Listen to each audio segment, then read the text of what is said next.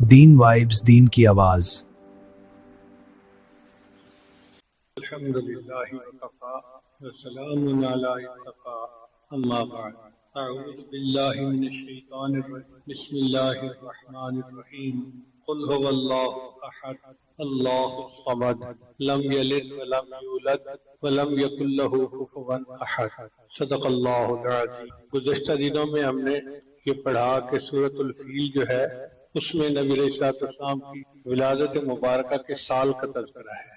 نبی علیہ السلام سید المرسلین رحمت للعالمین عام الفیل کے ساتھ میں دنیا میں تشریف لائے، یہ نعمت ملی ساتھ۔ پھر آپ صلی اللہ علیہ وسلم کا قبیلہ کیا تھا اس کا تذکرہ سورۃ القریش میں ہے۔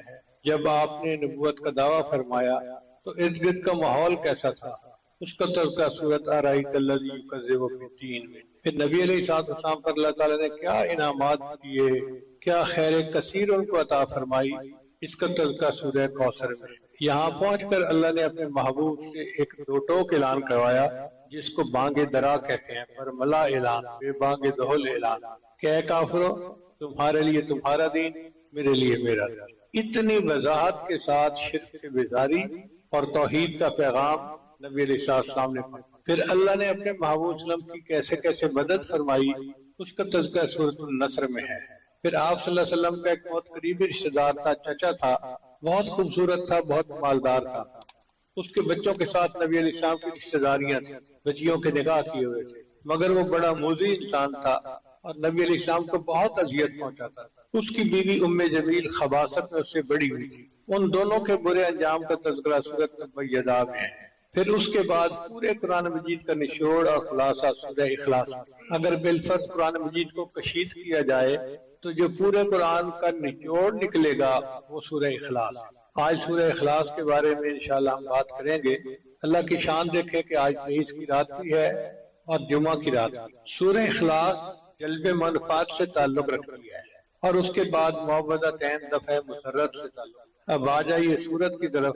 قرآن مجید کی 114 صورتیں ہیں کل، ان میں سے 112 صورتوں کے نام ان صورتوں کے اندر جو الفاظ آئے ہیں اس کی وجہ سے رکھے گئے، جیسے سورہ بقرہ، سورہ آل عمران، سورہ نساء۔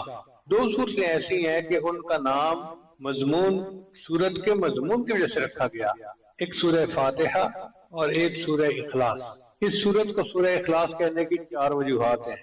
پہلی وجہ کہ اس میں اللہ تعالیٰ کی شان اور اس کی صفات کے سوا اور کچھ بیان نہیں ہوا۔ دوسرا یہ کہ یہ سورت انسان کو اعتقاد کو خالص کر دیتی ہے۔ تیسرا یہ کہ یہ سورت اس نام کے معنی کے لحاظ سے دی گیا ہے اس کا نام کہ جو شخص بھی سورت کے معنی و مفہوم پر یقین رکھتے ہوئے پڑھے گا وہ شرک سے خلاصی پائے گا۔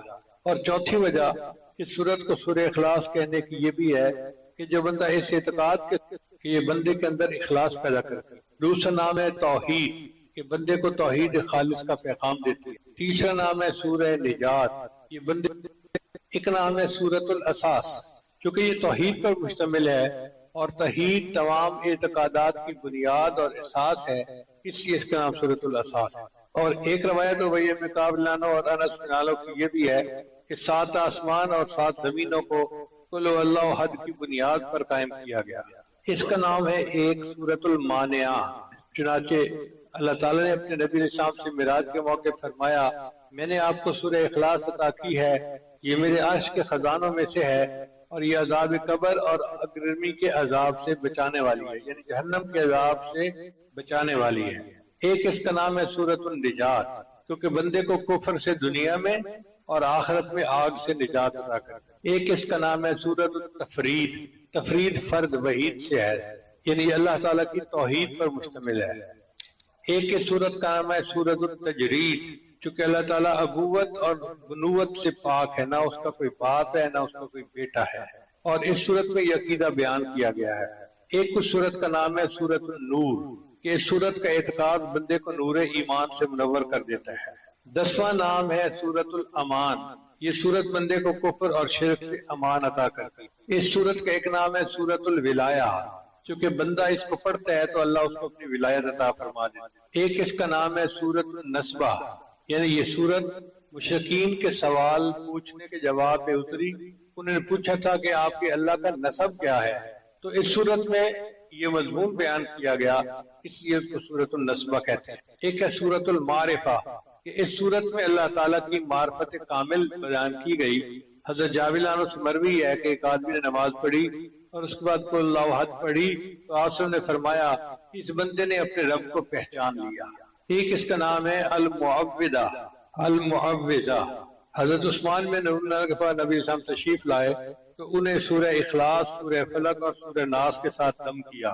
آپ ذرا غور سے سنیے کہ عثمان بن مظعون ایک صحابی ہیں، وہ بیمار ہیں اور نبی علیہ السلام تشریف لاتے ہیں اور نبی علیہ السلام ان کو سورت پڑھ کے دم کرتے ہیں۔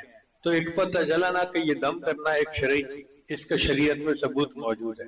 اور پھر نبی علیہ السلام نے فرمایا میں نے ان سے بہتر صورتوں کے ساتھ کبھی کسی کو دم نہیں کیا، تو ہم بھی اگر کسی بیمار کے پاس جائیں تو یہ 3 صورتیں پڑھ کے اس کو دم کریں تاکہ اللہ اس کو شفا عطا فرمائے۔ ایک صورت کا نام ہے المکشکشہ۔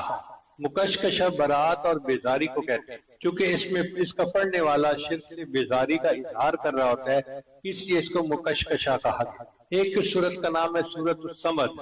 اس صورت میں اللہ تعالیٰ کی صمدیت اور شان بے نیازی کا بیان کیا گیا ہے۔ ایک اس صورت کا نام ہے سورۃ المحضر، کیونکہ اس صورت کو سننے کے لیے اللہ کے فرشتے حاضر ہو جاتے ہیں۔ ایک صورت کا نام ہے سورۃ المنفرہ، کیونکہ جو بندہ یہ صورت پڑھتا ہے تو شیطان بھاگ جاتا ہے۔ آپ تجربہ کر کے دیکھ لیں، جب کبھی شیطانی خیال ذہن میں آنے لگے اس صورت کی تلاوت کریں، اللہ تعالیٰ شیطان کو بھگا دیں گے اور ذہن پاک اور صاف ہو جائے گا۔ 19واں نام ہے سورۃ البراءہ۔ حضور صلی اللہ علیہ وسلم نے اس آدمی کو یہ صورت پڑھتے ہوئے دیکھا تو فرمایا کہ یہ بندہ شرک سے بری ہو گیا۔ اور 20واں نام ہے سورۃ المذکرہ، چونکہ یہ سورت بندے کو توحید خالص کی یاد دلاتی ہے، اس لیے اس کا نام مذکر ہے۔ اب سوچئے کہ اس سورت کے 20 نام ہیں جو نبی علیہ السلام نے بتائے، تو کتنی عظیم سورت ہے جو اللہ تعالیٰ نے عطا کی، اور یہ ہر بندے کو یاد ہوتی ہے، ہر کلمہ گو کو۔ ہم نے دیکھا ہے جتنا جاہل ہو، ان پڑھ ہو، اس کو سورہ اخلاص ضرور یاد ہوتی ہے اور اسی سے وہ نماز پڑھتا ہے۔ اب اس کا نزول کا سبب کیا تھا؟ وہ یہ تھا کہ مشرکین نے نبی علیہ السلام سے سوال کیا کہ اللہ تعالیٰ کا نسب بتائیے، تو اس کے جواب میں اللہ نے یہ صورت عطا فرمائی۔ ایک مرتبہ یہودیوں نے نبی علیہ السلام سے کہا کہ اللہ تعالیٰ نے ساری مخلوق کو پیدا کیا تو اللہ کو کس نے پیدا کیا؟ اس کے جواب میں یہ صورت نازل ہوئی۔ حضرت انس رضی اللہ عنہ کا قول ہے کہ خیبر کے یہودیوں نے خدمت گرامی میں حاضر ہو کر عرض کیا ابو القاسم، اللہ نے ملائکہ کو نور سے پیدا کیا، آدم علیہ السلام کو لیسدار مٹی سے پیدا کیا، ابلیس کو آگ کے شعلوں سے پیدا کیا، آسمان کو دھوئیں سے اور زمین کو پانی کی جھاگ سے پیدا کیا، اپنے رب کے متعلق بتاؤ کہ وہ کس چیز سے پیدا ہوا؟ رسول اللہ صلی اللہ علیہ وسلم نے کوئی جواب نہیں دیا۔ اس پر جبریل علیہ السلام یہ صورت لے کر تشریف لائے۔ عامر بن طفیل اور اربت بن ربیعہ نبی اسلام کی خدمت میں آئے۔ عامر نے کہا محمد صلی اللہ علیہ وسلم تم کس کی طرف ہم کو بلاتے ہو؟ نبی اسلام نے فرمایا اللہ کی طرف۔ عامر نے کہا اپنے رب کی حالت تو بیان کرو، وہ سونے کا بنا ہوا ہے، چاندی کا بنا ہوا ہے، لوہے کا بنا ہوا ہے یا لکڑی کا؟ وہ تو بت پرست تھے نا، تو وہ سمجھتے تھے کہ خدا بھی بتوں میں سے کوئی بت ہے۔ اس کے جواب میں یہ صورت نازل ہوئی۔ بعد میں اربت کے اوپر بجلی گری اور وہ مارا گیا، اور عامر کو طاعون کے ذریعے سے اللہ نے موت دی۔ اب اس صورت کے فضائل ذرا سن لیجئے تاکہ صورت کی تفسیر پڑھنے کا ہمیں لطف آئے۔ یہ صورت 1/3 قرآن کے برابر ہے، 1/3 قرآن کے برابر ہے۔ انس رضی اللہ عنہ سے روایت ہے کہ میں نے رسول اللہ علیہ وسلم کو یہ فرماتے ہوئے سنا، کیا تم میں سے کوئی رات کو 3 مرتبہ قل هو اللہ احد پڑھنے کی طاقت نہیں رکھتا؟ بے شک یہ صورت 1/3 قرآن کے برابر ہے۔ یعنی 3 مرتبہ جس نے قل هو اللہ احد پڑھ لیا اس نے گویا پورا قرآن مجید پڑھ لیا۔ ابو ہریرہ روایت کرتے ہیں کہ نبی اسلام نے صحابہ کرام کو فرمایا کہ جمع ہو جاؤ، میں تم لوگوں کے سامنے 1/3 قرآن پڑھوں گا۔ چنانچہ جو لوگ جمع ہو سکے وہ جمع ہو گئے۔ پھر رسول صلی اللہ علیہ وسلم نکلے اور سورہ اخلاص پڑھی اور واپس چلے گئے۔ لوگ آپس میں باتیں کرنے لگے کہ نبی علیہ السلام نے فرمایا تھا 1/3 قرآن پڑھیں گے، میرا خیال ہے کہ آپ پر آسمان سے کوئی نئی چیز نازل ہونے کی وجہ سے آپ اندر چلے گئے۔ پھر نبی علیہ السلام باہر تشریف لائے اور فرمایا میں نے تم سے کہا تھا کہ میں 1/3 قرآن پڑھوں گا، جان لو کہ یہ سورت 1/3 قرآن کے برابر ہے۔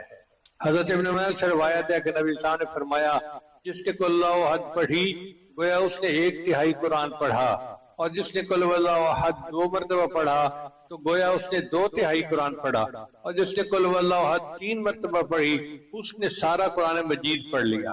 اب اس کو 1/3 قرآن کے مطابق کیوں کہا جاتا ہے؟ علماء نے بتایا کہ بنیاد دین کے 3 بنیادی مقصد ہیں۔ ایک ہے اللہ کی معرفت، دوسرے ہے صراط مستقیم، اور تیسرے ہے آخرت کی معرفت۔ اللہ کی معرفت، صراط مستقیم کی معرفت اور آخرت کی معرفت۔ یہ سورت چونکہ اللہ کی معرفت کے مضمون پر مشتمل ہے، اس لیے اس کو ثلث قرآن کہا جاتا ہے۔ پھر دوسری فضیلت یہ ہے کہ یہ سورت ہر شر اور پریشانی، عبداللہ ابن خبیب رضی اللہ عنہ فرماتے ہیں، یہ بات بتائی تو آپ صلی اللہ علیہ وسلم نے فرمایا، اس سے پوچھا کہ بھئی اس کا سبب کیا ہے کہ تم ہر رکعت میں سورت اخلاص پڑھتے ہو؟ اس نے کہا کہ یہ رحمان کی صفت ہے اور میں پسند کرتا ہوں کہ میں اس کو پڑھوں۔ آپ صلی اللہ علیہ وسلم نے فرمایا، اس شخص کو بتا دو کہ اللہ بھی اس سے محبت کرتے ہیں، یعنی جو بندہ سورہ اخلاص سے محبت کرتا ہے اس کے بدلے اللہ اس بندے سے محبت فرماتا ہے۔ یہ سورت جنت میں داخلے کا باعث ہے۔ مسجد قباء میں ایک امام صاحب تھے، وہ ہر رکعت میں کوئی سورت پڑھتے تھے اور پھر سورہ اخلاص پڑھتے تھے۔ لوگوں نے کہا کہ بھئی تم کوئی اور سورت پڑھ لیتے ہو تو سورہ اخلاص پڑھنے کی کیا ضرورت ہے؟ انہوں نے کہا بھئی میں تو پڑھوں گا۔ جب لوگوں نے زیادہ ڈیمانڈ کی کہ ایک سورت پڑھیں تو انہوں نے کہا اچھا کسی اور کو امام بنا لو۔ اب ان سے بہتر نیک تقوی والا اور کوئی بندہ تھا نہیں، اور لوگ چاہتے تھے کہ وہی امامت کروائیں۔ چنانچہ نبی علیہ السلام کی خدمت میں حاضر ہوئے، اے اللہ کے حبیب صلی اللہ علیہ وسلم، ہمارا امام صاحب کے ساتھ یہ امام ہے۔ تو نبی علیہ السلام نے اس کو بلا کر پوچھا کہ بتاؤ بھائی تم ایسا کیوں کرتے ہو؟ اس نے کہا، اللہ کے حبیب صلی اللہ علیہ وسلم، مجھے اس سورت کے مضمون سے بہت محبت ہے اور میں چاہتا ہوں ہر رکعت میں یہ سورت پڑھا کروں۔ نبی صاحب نے فرمایا کہ میں اس سورت سے آپ کو بتاتا ہوں کہ تمہیں اس سورت سے محبت یقیناً تمہیں جنت میں داخل کر دے گی۔ اس سورت سے محبت یقیناً تمہیں جنت میں داخل کر دے گی۔ حضرت معمر رضی اللہ عنہ سے روایت ہے کہ نبی اسلام ایک شخص کے قریب سے گزرے جو قل واللہ احد کی تلاوت کر رہا تھا۔ آپ صلی اللہ علیہ وسلم نے فرمایا، اس نے جنت واجب کر لی یا اس کے لیے جنت واجب ہو گئی۔ 5ویں فضیلت سنیے۔ حضرت انس رضی اللہ عنہ روایت کرتے ہیں کہ ہم رسول اللہ کے ساتھ تبوک میں تھے، یعنی غزوہ تبوک کے لیے نکلے ہوئے تھے، تو ایک دن ایسے لگا جیسے سورج بڑی روشنی اور نور کے ساتھ نازل ہوا ہے۔ اس سے پہلے ایسی روشنی نہیں دیکھی گئی۔ نبی اسلام بھی اس کو دیکھ کر تعجب فرمانے لگے۔ اچانک جبریل اسلام تشریف لے آئے تو نبی اسلام نے پوچھا، جبریل آج سورج کو کیا ہوا؟ یہ ایسے نور، روشنی اور شعاؤں کے ساتھ طلوع ہوا کہ میں نے گزشتہ دنوں اسے اس طرح طلوع ہوتے نہیں دیکھا۔ تو جبریل اسلام نے فرمایا کہ اللہ کے حبیب وسلم، آپ کے صحابی معاویہ بن معاویہ اللیثی کا آج مدینہ میں انتقال ہوا۔ اللہ تعالیٰ نے ان کی طرف 70,000 فرشتوں کو بھیجا ہے جو ان کی نماز جنازہ میں شریک ہوں گے۔ آپ نے پوچھا کہ ایسا کس سبب سے ہوا؟ انہوں نے کہا، اللہ کے حبیب صلی اللہ علیہ وسلم وہ قل هو اللہ احد کثرت سے پڑھتے تھے، کھڑے ہوئے، بیٹھے ہوئے، چلتے ہوئے، دن میں اور رات کے اوقات میں پڑھتے تھے۔